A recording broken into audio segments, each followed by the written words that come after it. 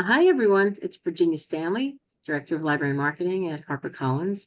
I'm joined by my colleagues, Hi, Lainey Mays. Grace Caternolo. and today we are speaking with the wonderful, talented, brilliant Sophie Hannah, who Hello, is going. Hello, Sophie. How are you? I'm good, thanks. Great to be here. Lovely to be chatting to you all. Nice to be chatting with you. We're very excited to talk to you. You've been on, you've been on screen multiple times with us talking about your books, and your fan base is huge everywhere, but librarians in particular just absolutely love your books. And so we're glad to have this time to talk to you and for you to talk to us, more importantly, about your new book that's coming out in October called The Last Death of the Year. That goes on sale October 28th. So Library Reads voters, September 1. So I'm going to do a brief bio, and then we're going to ask you to talk about The Last Death of the Year. Tell us what you want everybody to know. And then the rest is up to the fun is in the read, as we like to say. So Sophie Hannah is the New York Times and Amazon #1 best-selling author of numerous psychological thrillers, which have been published in 51 countries and adapted for television, as well as the Monogram Murders, the first Hercule Poirot novel authorized by the estate of Agatha Christie, and its sequels, Closed Casket, The Mystery of Three Quarters, The Killings at Kingfisher Hill, and Hercule Poirot's Silent Night. Sophie is also the author of 3 self-help books, including The Double Best Method, which was an Amazon top 10 bestseller. She lives in Cambridge, UK. That's a bio. You're so busy. I am quite busy, yes. And I keep finding ways to make myself even more busy.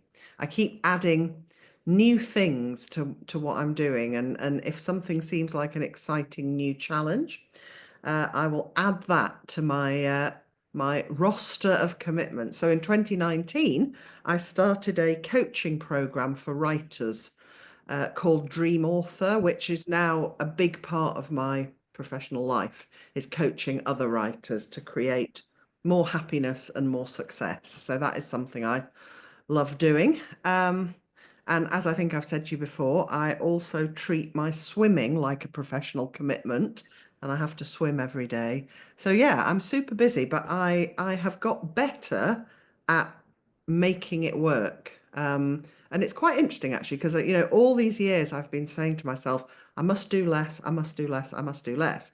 And I still have the option of deciding to do less. But the brilliant thing is, I can in fact now get a huge amount of stuff done because I've had all those years of practice of trying to do the impossible, which sometimes doesn't work, but sometimes it actually does work. So now if I have a challenge that I want to do, and I think that's probably going to be impossible, then I'll be like, oh, I've done impossible things before. So it's a mixed blessing being too busy. Well, we're all we benefit from your busyness because these are such wonderful books and such great stories and such great storytelling. And with this particular book, so many people in-house said, I did not see that ending coming. And that Oh, is so great. cool. Oh yeah. And So that's that really means a lot to me, because one of the things that is most often said in terms of when people say what they like about my crime writing, almost always there's a mention of not being able to guess the ending. And that is what I set out to do. I set out to write books where the reader is, I play fair with the reader. I give them all the information I think they need, but I'm usually quite confident that they will not guess the who and the why of whatever the mystery is. So I'm delighted if that has been the case with The Last Death of the Year. yeah, yeah. Um I always think that I think that makes readers' ears, really sort of what? That's the one I want to read because, let me try and figure it out. But yeah, in-house readers, that's the vibe. That's what they're saying. So, so let's get into it a little bit. Why don't you tell us a little bit about the book, and then we'll just, ask you some questions, and we'll take it from there. Yes, so at the beginning of the book, Poirot has been invited to a Greek island called Lamperos, which is actually a fictional Greek island. I made up the name, but it's based on a real Greek island that I have done some work on. So I have done occasional teaching and coaching on this beautiful little Greek island called Skiros, which is near Skiathos, I think, quite near Skiathos. And so the geography and the description of and the house that Poirot is invited to and stays in, that's all based on this real place, Skiros. But I've given it a different name, and obviously when I've been at Skiros, no murder mysteries have happened. So the murder mystery plot is completely fictional. But anyway, Poirot is invited to spend New Year's Eve on the Greek island of Lampros. He takes Catchpool with him. For those people who don't know, Inspector Edward Catchpool is the narrator of all my Poirot novels, and for the purposes of those novels, he is Poirot's sidekick, because I didn't want to do Hastings, for the simple reason that in all the novels that feature Hastings by Agatha Christie, Hastings is the narrator, which means that his speaking voice is Agatha Christie's prose style. And I'm not Agatha Christie, so I'm not going to be writing in her exact prose style. I didn't want to get Hastings's voice wrong. I also wanted to give Poirot a sidekick who actually was quite a talented detective, is quite a talented detective, because I really wanted Poirot's sidekick to be able to learn and improve his own detective skills through working with Poirot on case after case. So Catchpool is my narrator. He goes with Poirot to Lamperos, and on the first night they're there, there's a game that somebody invents and says everybody has to play, and it's New Year's Eve, and the game involves New Year's resolutions. Everybody has to put their New Year's resolution anonymously in a hat, and they're all read out, and everybody has to guess which resolution belongs to which player. Now, I got that from real life too. That is a game that I can't remember whether I succeeded, but I definitely tried to make my family play that game. And I often have succeeded in making my family play games where everyone puts something into a hat and then we guess which is whose. I love playing games like that, especially on festive occasions like Christmas or New Year's Eve. So everybody puts their resolution into the hat, and Catchpool is nominated to be the person who pulls out the resolutions and reads them aloud. So he reads 2 or 3, and when he gets to the 3rd or 4th resolution, he finds that it's a rhyming sort of verse of a poem, like a quatrain that rhymes, but it's actually a death threat. It is a declaration of intent, and the intention that's being declared is to murder one of the people in the group. So the group they're all people who live in this house. It's a big house overlooking the sea, and it's kind of a bit of a cult. It may be too small to be officially a cult, but basically it's owned and run by this guy called Nash. And what Nash wants to do is sort of create a splinter group in which he's kind of broken off from traditional Christianity, and he wants to invent a new, better Christianity. And so far he's persuaded like 6 people to join him in this new branch of Christianity. And these are the people living in the house. So the resolution in verse is declaring the intention to murder one of the group members, whose name is Matthew. And everyone's very shocked by this. Why would somebody make a resolution to kill someone? Matthew is by far the most popular, benign and jolly member of the group, and Catchpool can see that straight away. So he sort of even more can't imagine why Matthew would ever be anyone's idea of a murder victim. So there's some discussion about whether to take it seriously or not. Anyway, the time at which the murder seems to be advertised for passes, and Matthew's fine, and everyone thinks maybe it was a joke, and they can go to bed, and then they're woken in the middle of the night by a big scream, and there is a dead body in a pool of blood. on the terrace. I won't say whose the dead body is, but a murder has then taken place. And at around the same time, Catchpool is starting to suspect that maybe he and Poirot are not simply on Lamperos for a holiday, which is what Poirot told him. He hears snatches of conversations that make him think that actually Poirot was invited here because there'd been an attempt at a murder previously. And so that's how it kicks off. And I've also given Catchpool my own swimming obsession. So all through the book, as soon as they arrive at this house and Catchpool sees the sea, he has to go and have a swim. And he has a swim with Matthew. That's how he knows Matthew's a lovely chap that nobody should want to murder. And in fact, it was quite funny. The Christie family, Agatha's relatives, always give really good editorial advice. So they read the first draft and they suggest ways the book can be improved. And one of the editorial comments this time was like, could Catchpool bang on about swimming slightly less? So in the actual book, it's all under control. He doesn't mention it that often, but I'm guessing that in the first draft, I possibly went on a bit too much about Catchpool enjoying his swimming. I was like, get back to the plot. But nevertheless, I particularly love this book because of its setting, because the house, as I describe it, and as the real house in Skiros is, one of the great things about it is you go down the stone steps out of the house and the sea is just that. You can literally move from your bedroom to the beach 20 footsteps. And even, I don't know whether you remember this aspect of the book, but there are occasional references to how all the chairs and furniture in this house are hard and uncomfortable. And that is also something that's true of the real house. So I can't go and do this teaching in this house as often as I'd like to because the furniture's so uncomfortable. Every few years, I forget how uncomfortable the furniture is and agree to go again. And I have a brilliant time and I swim every day, but I come back and my bones feel as though they've been like shaken around in a box.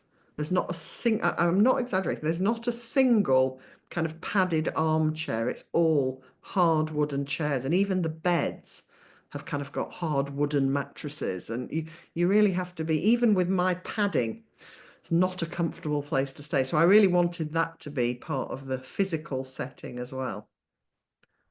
Wow. That is a very, you are there. I mean, it's you do feel like you're there. You do feel it all. It's captured it perfectly. Thank you. It's great. Thank you. Grace, you have a question? I wanted to circle back to what you were talking about earlier about, the big reveal and having people not be able to guess. And I was kind of wondering, what techniques do you use when writing to create this suspense, and how do you, manage to keep readers guessing? So it's really hard to talk about that because it's all instinctive. As I'm writing, I have a sense of where readers' suspicions might be heading. And if I have an idea, I'm trying to think. Yeah, so all of the ideas I had for The Last Death of the Year in terms of who should do what and why, I can kind of just test it against what I think readers might be expecting to happen. And I just have an instinctive sense of, is this something readers might suspect or not? And very often in my books, I will end up thinking to myself, they may well guess that it's this person, but they'll never guess the reason why. Or they may well guess the why, but they'll never guess the person or the victim. They won't, they'll think they've got it all sorted out, but this will be the big surprise. So as long as there's more surprise than is guessable, then I figure I'm doing okay. But it's really hard to talk about how it all comes together because it is so instinctive. And if I ever thought that I was heading towards a solution that people could guess, I would change it. Because it's so important to me. One of the reasons Agatha Christie is my favorite crime writer is, I mean, now I guess the solutions because I've read her books 15 times each. But before I'd read them 15 times each, I could never guess in an Agatha Christie novel. She always thought in a more unusual way than I could anticipate. So it's partly about being an original and unusual thinker rather than a kind of conventional thinker. So I can tell from the way Agatha Christie resolved her plots that she was an unconventional thinker. Yeah. Which is why she came up with so many plots that actually extended the boundary of what the genre could do. If you think of the solution to Murder on the Orient Express, most writers wouldn't have even thought they were allowed to consider that as a possibility, and she did. So you could tell, and same with And Then There Were None. Most people wouldn't have thought they could get away with that, and she did. So she was obviously thinking, how unusual and unique and innovative can I be while still absolutely fulfilling the requirements of a crime novel that plays fair? Um, and I find actually it's one of the things that puts me off a lot of contemporary crime novels. I start reading books and I'm enjoying them, and I kind of start to feel I've got a sense of where we might be heading. And more often than not, that is where we're heading. You just don't have that with Agatha Christie. And I think that's one of the most brilliant things about her and why people love her so much, because you can be quite close to the end and still have that kind of almost magical adventure feeling of like, I just don't know where we're going, but I totally trust the person who's leading us there. So that is what I aim to deliver.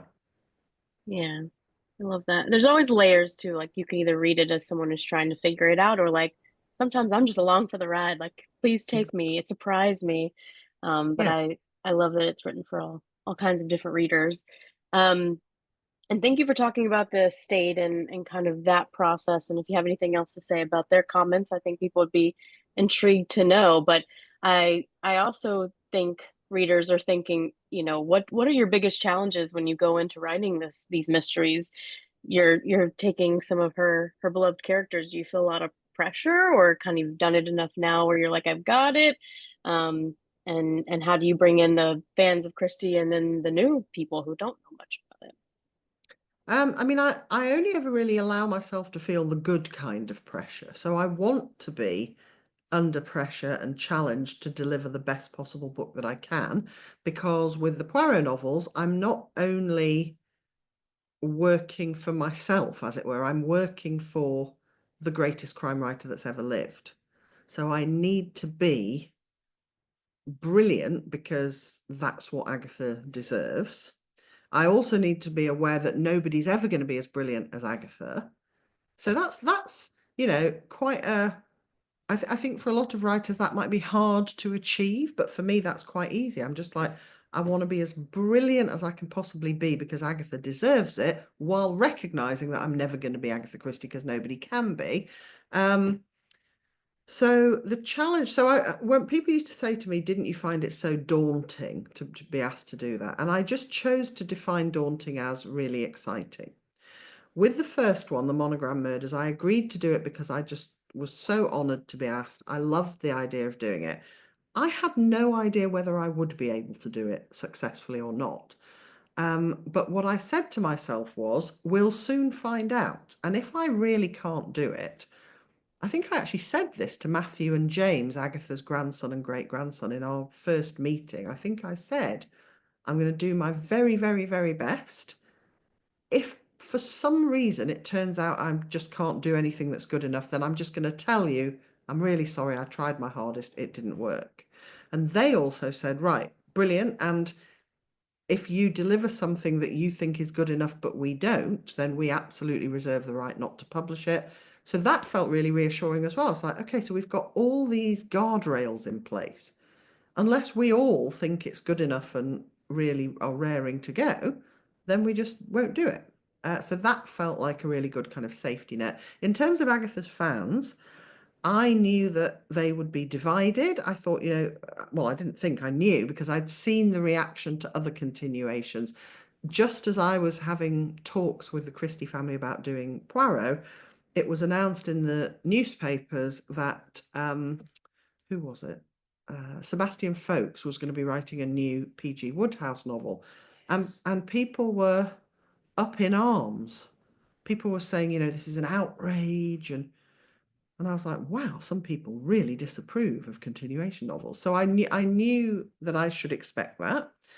And when it was announced, and some people said, oh, down with this kind of thing, only the original writer should have. I was like, of course some people feel that way, and that's okay.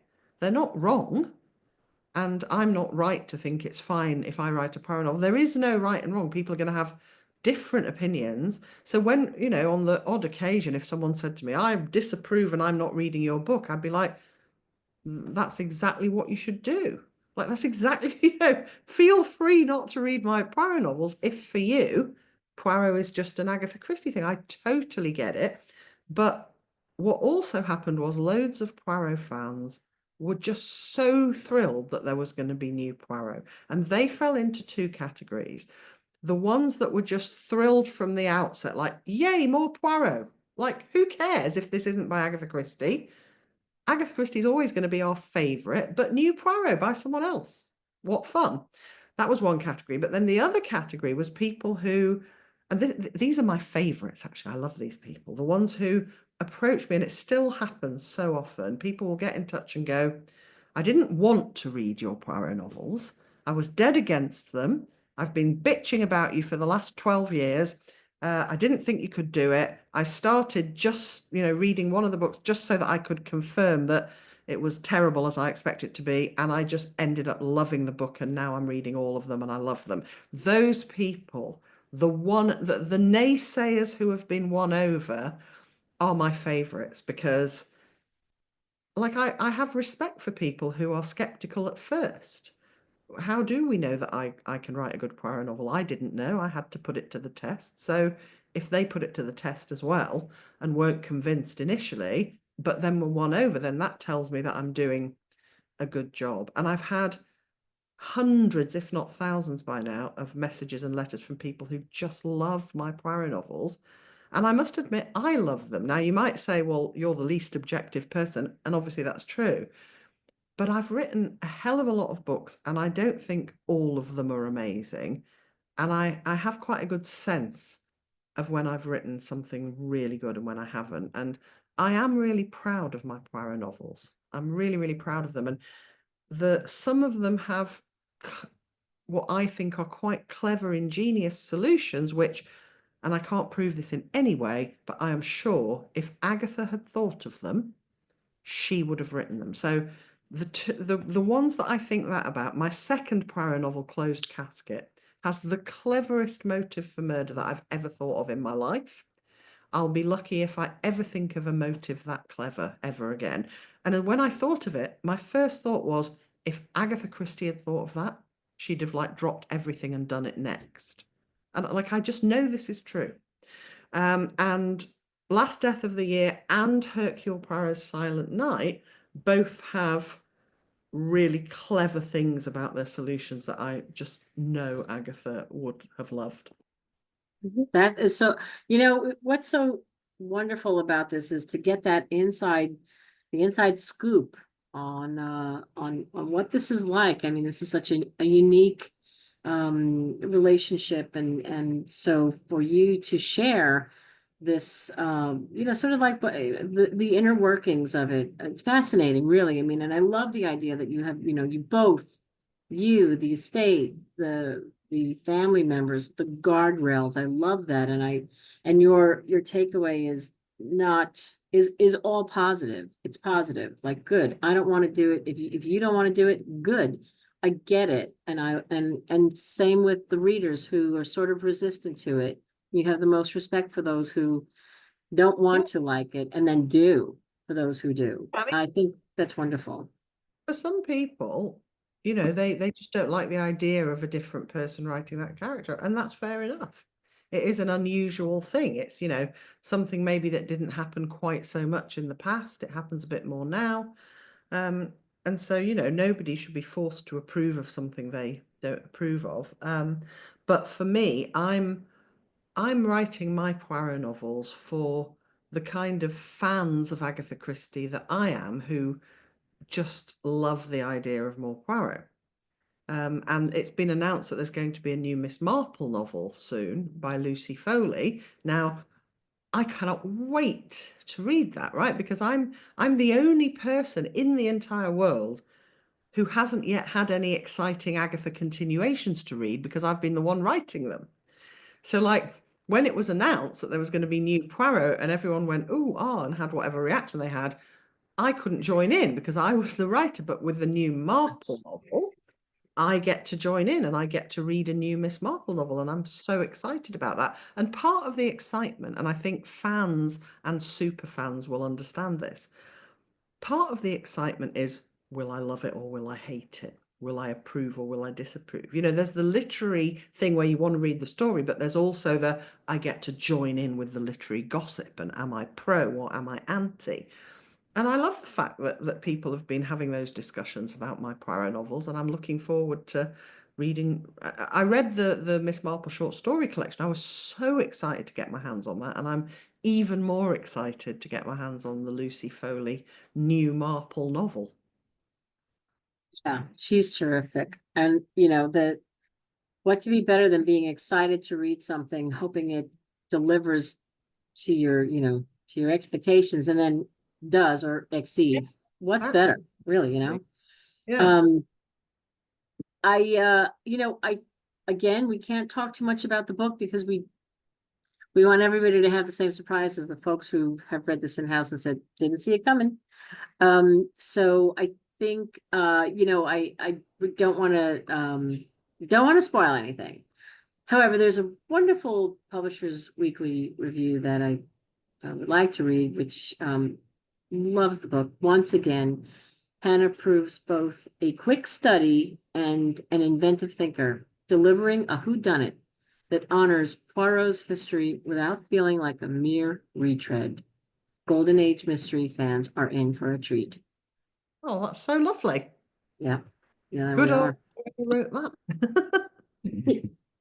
Somebody who loves your books, loves your Yeah. writing, and making this your own while staying in the you know, in the family, I suppose you want to call it.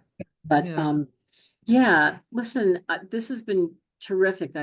You know, I love this. I love the peeling back of the curtain and telling us these very interesting and informative pieces of information about how this works. And the book is, listen, it's coming out soon. Before you know it, it'll be October. But it's on sale it's on sale October 28th. The last death of the year, the new Hercule Poirot mystery, book 6. Book Um, 6, which is crazy. I would never have thought when I agreed to write the first one in 2013 that 12 years later we'd still be going strong. That's really exciting. And I've loved every second of it. And working with Agatha Christie's family has been so wonderful. It's been just the happiest working relationship at every stage. Everything they've suggested, I've loved. Everything I've suggested, they've loved. It's just been an incredibly brilliant, sort of jolly working experience. that's wonderful. What a lovely thing. What a wonderful thing to sort of, you know, sometimes it doesn't work out that way, you know? Yeah, And in fact, when I agreed to write the Monogram Murders, lots of people that I told about it went, oh, you don't want to get involved with a famous writer's family and estate. And I said, why? Why don't I want to? I thought I did want to. And they were like, oh, they never said anything bad that might happen, but they look very wary as though all kinds of trouble might happen. And it's just been fun all the way. that's great. That's wonderful. So Because glad. they know it's in good hands. Well, thank you. Yeah. I really, I mean, I've taken it very seriously as, you know, I can remember when I agreed to do it thinking, if I take this on, this becomes the most important and serious thing out of all the work that I do, because I'm working for Agatha Christie now. And just like, you know, Hastings always prioritizes Poirot because he's working with the great Poirot, I saw myself as Agatha's loyal sidekick who has to prioritize Agatha at all times. And I've loved doing that. And the traveling that I do all over the world to all the countries that my Poirot novels are, I mean, I think they're published in 51 countries in total. Not every book is published in 51 countries, but altogether it's 51. And I've been to many of the countries, and I at a certain point thought, I'm a bit like a kind of Agatha Christie missionary at this point, you know, traveling the world, spreading the good news about Agatha Christie still being the best crime writer. So that's been fun as well. It's fantastic. Yeah. Well, listen, if there's anything else that we haven't discussed, that if there's anything else you want to say to librarians or in general, if you're good, we can leave it there and let folks. Okay, well, there's two more little things I do want to say. So the first is, I'm really happy to be doing this interview specifically for librarians, because some of my happiest memories of book tours in America are, you'll know what they're called better than me, but those big conferences where all the librarians come from all over the country. I think via you, I've done like 2 or 3 of those, and they are the best events I ever do. Talking to a crowd of librarians is the most rewarding thing. There's just something really special about, I don't know what the collective noun is, a shelving of librarians. So hi, librarians. It is great to be talking to you, and I'm so pleased that my Poirot novel is going to be winging its way into your libraries. And the other thing that I wanted to say is that, because this is directly connected to my Poirot and Christie work, a lot of people don't seem to know that I have written a murder mystery musical, which has been made into a movie. And if anyone likes Agatha Christie, if anyone is a fan of the sort of traditional Christie country house mystery, that is what my murder mystery musical is, and it also has 10 catchy songs. And it is about people who have wants and designs in relation to a famous writer's legacy. So it's heavily influenced by my work with the Christie family. It's a puzzling and baffling murder mystery musical. The songs are amazing, if I say so myself. And while you are handing over copies of my Poirot novels to your customers in your libraries, you might just want to say, maybe even sing, did you know Sophie Hannah has also written a murder mystery musical, and you can watch it on Amazon Prime or Apple TV. It's also on public television in America, and it's called The Mystery of Mr. E. And I don't think a lot of people know that, but I keep meeting people who've watched the movie and didn't know it was anything to do with me. It's very odd. But I wrote all of the words and all of the lyrics and about half of the tunes. No. So I thought that might be of interest to some librarians in America. Brilliant. So Brilliant. wonderful. Congratulations. Thank you. Thank So you. what can't you do? Oh, so many things. I mean, I can't add up. Sometimes if I'm getting out of a taxi, I'll say, you know, keep the change, wanting to give a tip. And the driver will go, what change? You still owe me £10. Can't run, literally cannot run at all. I can walk fast, can't run. God, Just so many that's so things. funny. But Well, things to murder mysteries and musical theatre I can do. and we're the lucky ones that you can do that. Sophie, thank you so much for talking with us today. This Very is well. what a treat for all of us, for the 3 of us, and for librarians who adore you, love your works, and are just waiting with bated breath for the last death of the year. Thank you, Sophie. It's been so fantastic. It's been a highlight of the day just to talk to you and talk about your work. And we're so excited for the last death of the year, which sounds like I'm saying I'm excited for the last death of the year, but I'm excited for the book, The Last Death of the Year, coming out October 28th. Thank you so much. And thank you for saying all those kind things about libraries. You're very welcome. Thank you for talking to me.